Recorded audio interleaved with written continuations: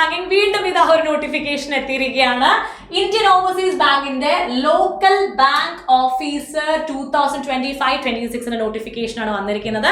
അപ്പൊ നോട്ടിഫിക്കേഷനെ കുറിച്ച് കൂടുതൽ പറയുന്നതിന് മുമ്പ് ഒരു ചെറിയ കാര്യം എനിക്ക് പറയാനുണ്ട്.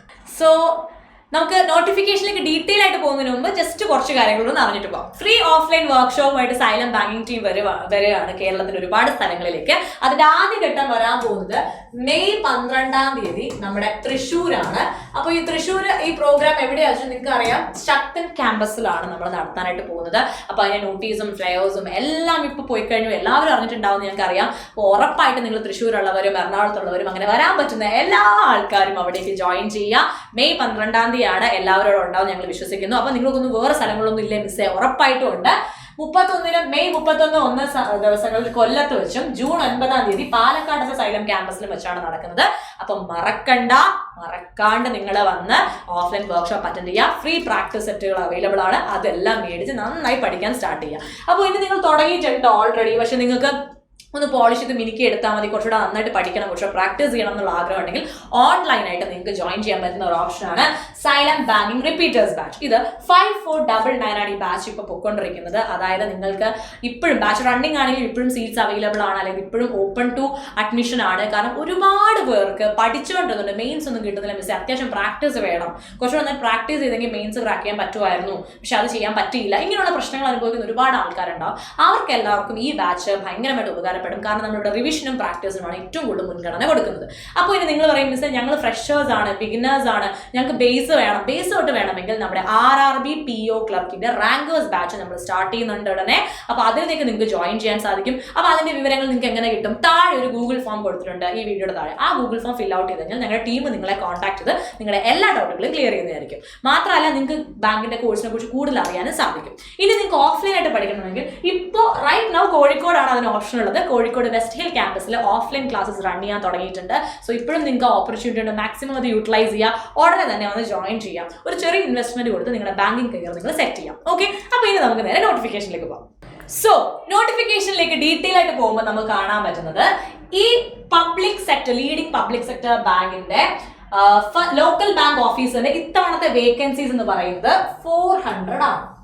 400 വേക്കൻസീസ് ആണ് ടോട്ടൽ ആയിട്ടുള്ളത്. Okay, interested candidates who fulfil the eligibility criteria may apply ഓൺലൈനിൽ നമ്മൾ എലിജിബിലിറ്റി ക്രൈറ്റീരിയ ഫുൾഫിൽ ചെയ്യുന്നുണ്ടെങ്കിൽ 12/5/2025 മുതൽ 31/5/2025 വരെയാണ് നിങ്ങൾക്ക് സമയമുള്ളത് അപ്ലൈ ചെയ്യാൻ, രജിസ്റ്റർ ചെയ്യാനുള്ള സമയം. അതായത് ഈ മാസം 31 വരെ നിങ്ങൾക്ക് ടൈം ഉണ്ട്. പക്ഷേ ഈ അപ്ലൈ ചെയ്യാനുള്ള ടൈം എന്ന് പറയുമ്പോൾ നിങ്ങൾ ഫീ പേയ്മെന്റ് കൂടെ ചെയ്ത് കഴിഞ്ഞാലേ നിങ്ങളുടെ ആപ്ലിക്കേഷൻ പ്രോസസ്സ് കംപ്ലീറ്റ് ആകത്തുള്ളൂ. സോ അത് 31 മുന്നേ ചെയ്യാനായിട്ട് ശ്രമിക്കുക.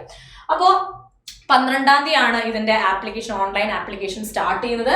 31 അത് ക്ലോസ് ആവും. Opening date 12/5/2025, closing date 31/5/2025. ഇനി ഡീറ്റെയിൽസ് ഓഫ് വേക്കൻസീസ് നോക്കുകയാണെങ്കിൽ ഇച്ചിരി വിഷമം വരും, ബട്ട് സ്റ്റിൽ കുഴപ്പമില്ല. തമിഴ്നാട്ടിൽ ഇപ്പം നിങ്ങൾക്ക് തമിഴ് പ്രൊഫഷൻസി ഉണ്ടെങ്കിൽ തമിഴ്നാട്ടിൽ 260 വേക്കൻസി ഉണ്ട്. 39 SC, 19 ST, OBC 70, EWS 26, general 106 vacancies വരുന്നുണ്ട്. ഒഡീഷ, മഹാരാഷ്ട്ര, ഗുജറാത്ത്, വെസ്റ്റ് ബംഗാൾ, പഞ്ചാബ്, ഇങ്ങനെ മൊത്തത്തിൽ 400 വേക്കൻസീസ് ആണ് വരുന്നത്. അപ്പം തമിഴ് ലാംഗ്വേജിൽ നല്ല proficiency, read, write and speak പറ്റുന്നവർക്ക് ഉറപ്പായിട്ടും 260 വേക്കൻസി ഉണ്ട്, ഉറപ്പായിട്ടും അപ്ലൈ ചെയ്യാനായിട്ട് സാധിക്കുന്നതായിരിക്കും. Okay, Now moving to the next slide, നിങ്ങൾക്ക് ഇമ്പോർട്ടൻ്റ് ആയിട്ടുള്ള കാര്യങ്ങൾ എടുത്തു പറയുന്നുണ്ട്. ആൻഡ് എലിജിബിലിറ്റി ക്രൈറ്റീരിയ എടുത്ത് നോക്കുമ്പോൾ application can be made only for any one state. ഒരൊറ്റ സ്റ്റേറ്റിലേക്ക് മാത്രമേ, ഏത് ലാംഗ്വേജ് ആണോ നിങ്ങൾക്ക് പ്രൊഫഷണൽ ആയിട്ടുള്ളത് ആ ലാംഗ്വേജ് ഉള്ള സ്റ്റേറ്റിലേക്ക് മാത്രമേ നിങ്ങൾക്ക് അപ്ലൈ ചെയ്യാൻ പറ്റത്തുള്ളൂ.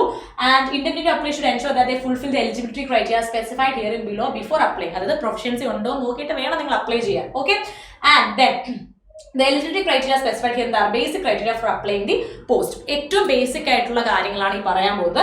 അതിൽ ആദ്യത്തത്, candidates must necessarily produce relevant documents in original and a photocopy to support the identity and eligibility of retaining category. Okay, ഇനി നമുക്ക് നോക്കാം. പ്ലീസ് നോട്ട് ദാറ്റ്, ഒരു കാര്യം അവർ പറയുന്നുണ്ട്, please note that no change of category state applied for be permitted at any stage of after registration ശേഷം പിന്നെ നിങ്ങൾക്ക് വേണമെന്ന് വിചാരിച്ച് നിങ്ങൾക്ക് പോയിട്ട് എന്ത് ചെയ്യാൻ പറ്റില്ല, സ്റ്റേറ്റുകൾ തമ്മിൽ മാറ്റാനൊന്നും അങ്ങോട്ടും ഇങ്ങോട്ടും മാറ്റാനൊന്നും പറ്റത്തില്ല. സോ അതോട് ശ്രദ്ധിച്ച് നോക്കി വേണം നിങ്ങൾ അപ്ലൈ ചെയ്യാൻ അവർ ആദ്യമേ പറയുന്നുണ്ട്. ദെൻ അടുത്ത ഒരു പേജിലേക്ക് പോകുമ്പോൾ നമുക്ക് ഏജ് ആൻഡ് എഡ്യൂക്കേഷണൽ ക്വാളിഫിക്കേഷന്റെ ക്രൈറ്റീരിയ കാണാൻ പറ്റും. സോ ഏജ് നോക്കുകയാണെങ്കിൽ അവർ പറയുന്നുണ്ട് a candidate must have been born not later than 2005. 1/5/2005 ശേഷം ജനിച്ചവരാവാൻ പാടില്ല, 2/5/1995 മുന്നേ ജനിച്ചവരാവാൻ പാടില്ല, അതിനിടയിലുള്ളവരായിരിക്കണം എന്ന് അവർ എടുത്തു പറയുന്നുണ്ട്. സോ ആ ഒരു ക്രൈറ്റീരിയ നോക്കിയിട്ട് തന്നെ എന്ത് ചെയ്യാതെ 20-30 മിനിമം 20 മാക്സിമം 30 എന്ന് പറയുന്നുണ്ട്. അത് കൃത്യമായിട്ടുള്ള ഡേറ്റും പറഞ്ഞതിന് മുന്നേ ജനിച്ചവരോ അതിനുശേഷം ജനിച്ചവരോ ആവാൻ പാടില്ല എന്ന് എടുത്തു പറയുന്നുണ്ട്. അപ്പൊ അത് നോക്കിയിട്ട് വേണം ചെയ്യാൻ. ഓക്കെ, ഇനി degree graduation any discipline, bank exams എഴുതുന്ന എല്ലാ കുട്ടിക്കും അറിയാം ഡിഗ്രി ഉണ്ടായിരിക്കണം, ബാച്ചിലേഴ്സ് ഉണ്ടായിരിക്കണം, അത് ഏത് ഡിസിപ്ലിനിലാണെങ്കിലും കുഴപ്പമില്ല. So equivalent recognized by the government of India or any equivalent qualification recognized as such as the central government. Okay, and valid ആയിട്ട് നിങ്ങളുടെ മാർക്ക് ഷീറ്റ് ഡിഗ്രി സർട്ടിഫിക്കറ്റ് ഒക്കെ ഉണ്ടാവണം എന്ന് അവർ പറയുന്നുണ്ട്. Indicate the percentage off mark obtained in graduation while registering online. Online നമ്മൾ register ചെയ്യുന്ന സമയത്ത് നിങ്ങൾ ഗ്രാജുവേഷനിൽ എത്ര പെർസെന്റേജ് ആണ് നിങ്ങൾക്ക് കിട്ടിയതെന്ന് നിങ്ങൾ ഇൻഡിക്കേറ്റ് ചെയ്യാനായിട്ട് വരും. Okay, then upper age relaxation ഉണ്ട്, അത് നിങ്ങൾക്ക് അറിയാം, അത് ഗവൺമെന്റ് ഗൈഡ് ലൈൻസ് പ്രകാരം തന്നെയാണ്. SC/ST 5 വർഷം, OBC നോൺ ക്രീമി ലെയറിന് 3 വർഷം, person with bench mark disability ആണെങ്കിൽ 10 വർഷം, പേഴ്സൺ അഫക്റ്റഡ് അറ്റ് 1984 റിയോഗ്സ് ആണെങ്കിൽ 5 years ആൻഡ് എക്സ് സർവീസ് ആണെങ്കിൽ 5 years. ഓക്കെ, സോ ഇതൊക്കെയാണ് ബേസിക്കലി വരുന്ന ഏജ് ലിമിറ്റും എഡ്യൂക്കേഷണൽ ക്വാളിഫിക്കേഷൻ എന്ന് പറയുന്നത്. അപ്പോൾ ഉറപ്പായിട്ടും എഡ്യൂക്കേഷണൽ ക്വാളിഫിക്കേഷനും ഏജ് ലിമിറ്റും ഒക്കെ വരുന്ന ആൾക്കാർക്ക് തമിഴ് ലാംഗ്വേജിൽ നല്ല പ്രൊഫഷൻ്റ് ആണ്, റീഡ് ചെയ്യാനും റൈറ്റ് ആൻഡ് സ്പീക്ക് 3 പറ്റുന്നുണ്ടെങ്കിൽ ഓഫ് കോഴ്സ് നിങ്ങൾക്ക് അപ്ലൈ ചെയ്യാം. പിന്നെ നിങ്ങളുടെ 10ാം ക്ലാസ്സിലും +2 സർട്ടിഫിക്കറ്റൊക്കെ നിങ്ങൾ ഓൾറെഡി ലാംഗ്വേജ് പഠിച്ചതായിട്ടുള്ള ഇതുണ്ടെങ്കിൽ അതും നിങ്ങൾക്ക് ഭയങ്കര യൂസ്ഫുൾ ആയിരിക്കും. ഓക്കെ, ദെൻ നമ്മുടെ റിസർവേഷന്റെ കാര്യം ഡീറ്റെയിൽ ആയിട്ട് പറയുന്നുണ്ട്. അതിനുശേഷം നോക്കുകയാണെങ്കിൽ അത് എല്ലാ ഡിസബിലിറ്റിന്റെ കാര്യവും, അത് നിങ്ങളുടെ സർട്ടിഫിക്കറ്റ്സ് നിങ്ങൾ ഏതിനൊക്കെ എടുക്കണം, എങ്ങനെ എടുക്കണം, EWS ആണെങ്കിലും അല്ലെങ്കിൽ ഡിസബിലിറ്റീസിന്റെ കാര്യത്തിലാണെങ്കിലും എങ്ങനെയാണെന്ന് ഡീറ്റെയിൽ ആയിട്ട് നോട്ടിഫിക്കേഷൻ തന്നെ പറഞ്ഞിട്ടുണ്ട്. നന്നായിട്ട് വായിച്ചു നോക്കുക. ആൻഡ് ദെൻ എമോളിമെന്റ്സിലേക്ക് വരുമ്പോഴത്തേക്കും പേ സ്കെയിൽ വരുന്നത് 48,480 ആണ് നിങ്ങളുടെ ബേസിക് പേ സ്കെയിൽ വരുന്നത്. അസിസ്റ്റന്റ് മാനേജർ ആയതുകൊണ്ട് തന്നെ നിങ്ങൾക്ക് DA, HRA, CC അങ്ങനെ എക്സ്ട്രാ കുറേ എക്സ്ട്രാ അലവൻസുകൾ ഇതിന്റെ കൂടെ കിട്ടുന്നതായിരിക്കും. പ്രൊബേഷൻ പീരീഡ് ഉണ്ട്, 2 വർഷത്തെ പ്രൊബേഷൻ പീരീഡ് അവർ പറയുന്നുണ്ട്. പിന്നെ എന്താ പറയുന്നത്, ലീവും ട്രാവൽ അലവൻസും കൂടെ നിങ്ങൾക്ക് ഇതിന്റെ കൂടെ വരുന്നുണ്ട്, അതും എടുത്തു തന്നെ നോട്ടിഫിക്കേഷൻ അവർ പറഞ്ഞിട്ടുണ്ട്. Can be selected for appointment will be required to execute a financial service indemnity bond of 2 lakh. Okay, for entering service for minimum period of 3 years. 3 വർഷത്തേക്ക് നിങ്ങളുടെ വർക്ക് ചെയ്യും എന്നുള്ള ബോണ്ട് ഉണ്ട്, 2 ലക്ഷത്തിന്റെ, അതും ഉണ്ടാകും. Then leave and travel allowance bank റൂൾസിനനുസരിച്ച് നിങ്ങൾക്ക് കിട്ടുന്നതായിരിക്കും. ഓക്കെ, ഇനി സെലക്ഷൻ പ്രോസസ് എങ്ങനെയാണെന്ന് നമുക്ക് നോക്കാം. Selection process will be made based on an online examination followed by language proficiency. ആദ്യം നിങ്ങൾക്ക് ഓൺലൈൻ എക്സാമിനേഷൻ ഉണ്ടാവും, അതിനുശേഷം LPT ലാംഗ്വേജ് പ്രൊഫഷൻസി ടെസ്റ്റ് ഉണ്ടാവും. ഓക്കെ, ഓൺലൈൻ എക്സാമിനേഷൻ LPTയും കഴിഞ്ഞ് കഴിഞ്ഞാൽ നിങ്ങൾക്ക് എന്തെങ്കിലും പേഴ്സണൽ ഇന്റർവ്യൂവിലേക്ക് പോകാനായിട്ട് സാധിക്കും. അപ്പൊ നമുക്ക് നോക്കാം. റീസണിങ്ങും computer aptitude 30 question 60 mark 60 minute. General economy banking awareness 40 question 40 mark 30 minute. Sectional timing ഉണ്ട്. Data analysis and interpretation 30 question 60 mark 60 minute. English knowledge 40 question 40 mark 30 minute.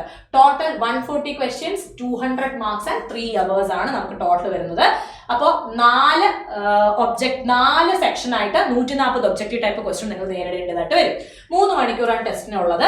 There be sectional qualifying marks, അവർ എടുത്തു തന്നെ കണ്ട bold ആയി കൊടുത്തിട്ടുണ്ട്. Sectional qualifying marks ഉണ്ട്, sectional timing ഉള്ളത് പോലെ. ഓക്കെ, അതിൽ 30% for reserve candidates, 35% for unreserved candidates. Okay, then there be penalty for wrong answers. ഇതിൽ എന്തുണ്ട്, നെഗറ്റീവ് മാർക്കിംഗ് ഉണ്ട്. 1/4 or 0.25 ആണ്. സോ ഉറപ്പായിട്ടും നെഗറ്റീവ് മാർക്ക് ഉള്ളതിന് ശ്രദ്ധിച്ച് ആൻസർ ചെയ്യാനായിട്ട് ശ്രമിക്കണം.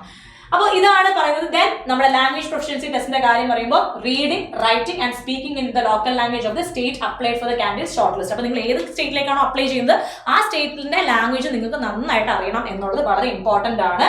Failing which they will not be allowed to appear for personal interview. ഇപ്പൊ നിങ്ങൾ ലാംഗ്വേജ് പ്രൊഫഷൻസി ടെസ്റ്റ് ഫെയിൽ ആയി കഴിഞ്ഞാൽ നിങ്ങൾക്ക് പേഴ്സണൽ ഇന്റർവ്യൂ അറ്റൻഡ് ചെയ്യാനായിട്ട് പറ്റത്തില്ല. സോ പിന്നെ നമുക്ക് പേഴ്സണൽ ഇന്റർവ്യൂവിന്റെ കാര്യം പറയുന്നത്. പിന്നെ ഒരു കാര്യം ഞാൻ നേരത്തെ പറഞ്ഞ ഓർമ്മയുണ്ടല്ലോ, candidates who produce 10th and 12th standard mark sheet or certificate evidencing have studied specified local language. നിങ്ങൾ എടുത്ത ലോക്കൽ ലാംഗ്വേജ് നിങ്ങൾ പഠിച്ചിട്ടുണ്ടെന്ന് നിങ്ങൾ 10th-ലെയോ +2-ലെയോ സർട്ടിഫിക്കറ്റ് വെച്ച് കാണിക്കാൻ സാധിക്കുകയാണെങ്കിൽ subject will not be required to undergo the language proficiency test. അങ്ങനെയാണ് നിങ്ങൾക്ക് language proficiency test എഴുതുന്നത്. അതായത് നിങ്ങൾ 10th-ലോ +2-ലോ ഇപ്പൊ തമിഴ് ആണ് നിങ്ങൾ എടുക്കുന്ന ലാംഗ്വേജ് എന്ന് വിചാരിക്കുക. 10th-ലോ +2-ലോ നിങ്ങൾ തമിഴ് ലാംഗ്വേജ് പഠിച്ചിട്ടുണ്ട്, അതിന്റെ മാർക്ക് നിങ്ങൾക്ക് മാർക്ക് ഷീറ്റിൽ കാണിക്കാൻ പറ്റുമെങ്കിൽ നിങ്ങൾ LPT എടുക്കേണ്ട ആവശ്യമില്ല, ഡയറക്റ്റ് നിങ്ങൾക്ക് പേഴ്സണൽ ഇന്റർവ്യൂവിലേക്ക് പോകാനായിട്ട് സാധിക്കും. ഇനി പേഴ്സണൽ ഇന്റർവ്യൂ എന്ന് പറഞ്ഞു കഴിഞ്ഞാൽ കംപ്ലീറ്റ്ലി ഓൺലൈൻ എക്സാമിനേഷന്റെ ബേസിസിലും LPTന്റെ ബേസിലൊക്കെ ആയിരിക്കും നടക്കുന്നത്. അതിനുശേഷം ഫൈനൽ സെലക്ഷൻ ഉണ്ടാവും. The weightage ratio of online examination personal interview will be the ratio of 80:20. അപ്പോൾ ഓൺലൈൻ എക്സാമിനേഷൻ 80:20 പേഴ്സണൽ ഇന്റർവ്യൂ ഈ ഒരു റേഷ്യോയിലായിരിക്കും നിങ്ങളുടെ ഫൈനൽ സെലക്ഷൻ നടക്കുന്നത് എന്നും അവർ പറയുന്നുണ്ട്. പിന്നെ ആപ്ലിക്കേഷൻ ഗൈഡ് ലൈൻസും മുന്നിലേക്ക് അവർ തരുന്നുണ്ട്. അത് നിങ്ങൾക്ക് ശ്രദ്ധിച്ച് വായിച്ചു കഴിഞ്ഞാൽ നിങ്ങൾക്ക് അപ്ലൈ ചെയ്യാനായിട്ട് സാധിക്കും. ഇനി നമുക്ക് ആപ്ലിക്കേഷൻ ഫീയിലേക്ക് പോകാം. ആപ്ലിക്കേഷൻ ഫീ നോക്കിക്കഴിഞ്ഞാൽ SC ST PWBDക്ക് 175 രൂപയാണ് inclusive of GST. Okay. And general EWS OBC വരികയാണെങ്കിൽ 850 റുപ്പീസ് ആണ് നിങ്ങളുടെ ജനറൽ EWS OBC കാറ്റഗറിയുടെ ആപ്ലിക്കേഷൻ ഫീസ് വരുന്നത്. ഓക്കെ.